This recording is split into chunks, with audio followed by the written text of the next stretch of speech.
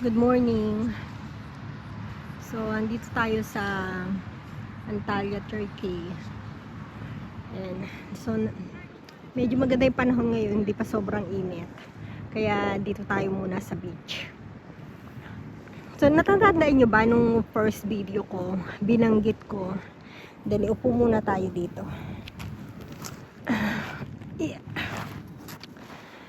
So, natatandaan nyo ba nung first video ko, binanggit ko about yung cycle of life.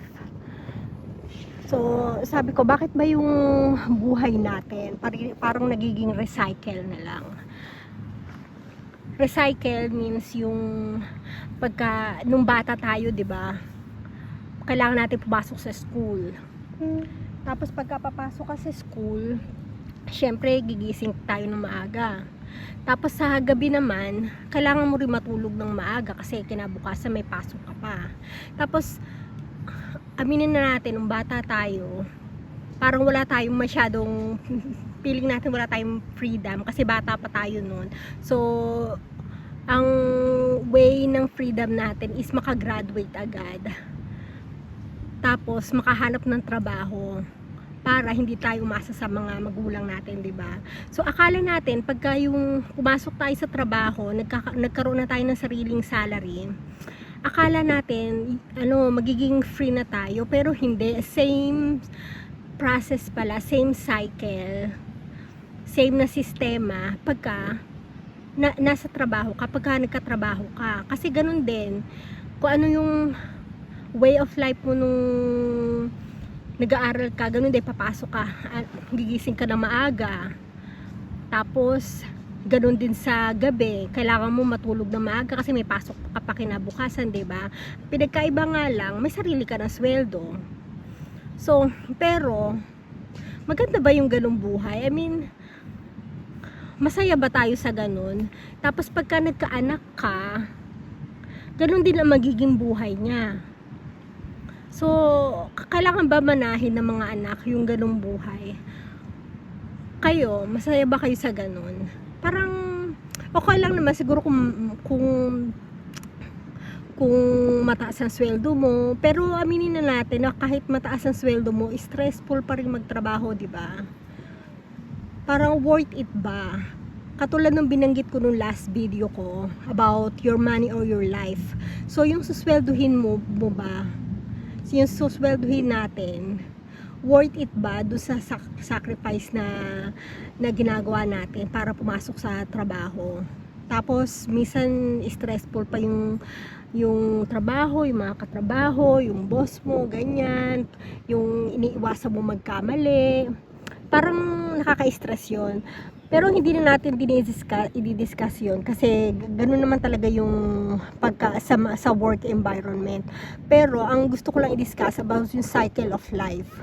Ngayon, kung sa tingin ko, yung ganung buhay ay parang hindi maganda para sa magiging yung halimbawa sa anak ko, yung anak ko maliit pa, parang hindi ko gusto sa kanya yung gano'n, kasi ako yung parang hindi naman ako masaya sa ganung sistema ng buhay na kailangan mong laging araw-araw, Monday to Friday or hanggang Saturday, gigising ka ng maaga whether you like it or not, at kailangan mo matulog na maaga sa ayaw at sa gusto mo, para lang dahil kailangan pumasok bukas. Pag hindi ka naman natulog na maaga, isa-sacrifice mo yung health mo. So, gusto ko ba para sa anak ko yun, sa magiging anak niya, ganon. So, naisip ko, paano ko kaya i-break yung cycle ng ganon para sa anak ko. So, ang naisip ko, hanggat kaya ko pa, total hindi naman ako sobrang tanda na, hanggat kaya ko pa, siguro pwede tayo mag-acquire ng property na pwedeng pakinabangan ng mga anak natin pag laki nila, at hindi sila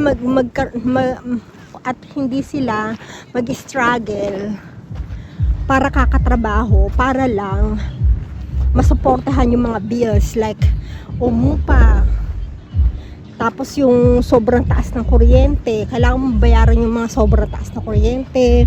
Lalo na sa Pilipinas dyan, di ba? Hindi natin makontrol. Kahit ayaw nating gumamit ng kuryente dahil napakataas, wala naman tayong choice kasi napakainit. At kailangan mo rin ng aircon, kailangan mo ng ventilador. So yun lang. So yun, naisip ko, kung may mga properties ka, at least may ipapamana ka sa mga anak mo. At pwede nilang gamitin yung properties na yun para hindi sila masyadong struggle sa buhay. Pwedeng patayuan nila ng mga paupahan at kung ano-ano pa na pwede nilang pagkakitaan gamit yung property na yun. Ngayon ko nga lang naisip talaga na napaka-importante talaga mag-acquire ng mga property kahit yung mga mura, kasi mapapakinabangan mo talaga siya in the future. So nung medyo bata-bata pa tayo, masyado tayong ma-aggressive. So okay lang sa atin yung yung city life, yung modern life, okay na okay sa atin kahit pumasok tayo na maaga kasi malakas pa tayo nun.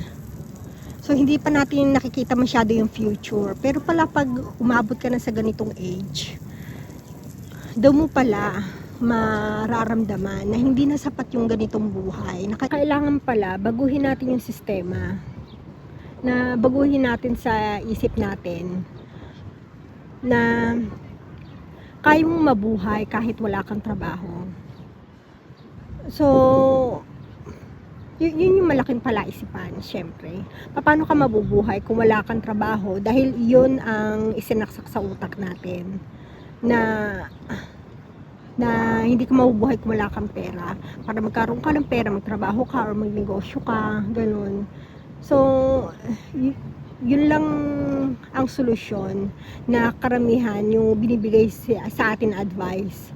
So, para sa akin, katulad nung binigay ko sa last video, na kailangan mo para ma-achieve mo yung financial freedom, kailangan mo mag-downgrade ng lifestyle.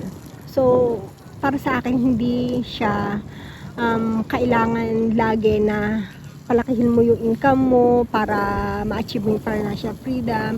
Para nakakapagod naman yun, diba? Kailangan siguro live within your means or kahit below the means kung kaya. Yun. Pero syempre, dapat may supporting like yung properties nga. Dapat kahit paano may naipundar ka na. Para hindi ka na mangupahan. Ganon. So, kayo, ano yung mga plano nyo para sa anak nyo? Na same pa rin ba? Halimbawa, gusto nyo ba yung anak nyo maging doktor or maging engineer or maging teacher? Naalala ko lang nung nag-aaral ako ng high school syempre hindi na kami mayaman, 'di ba? Pero may mga trabaho naman yung mga magulang ko. Pero nag-aral kami sa private nung high school, siguro nung mga first to third year high school, nag-aral ako sa private. Tapos, parang yung mga magulang ko laging gipit kasi nga medyo mahal yung sa private.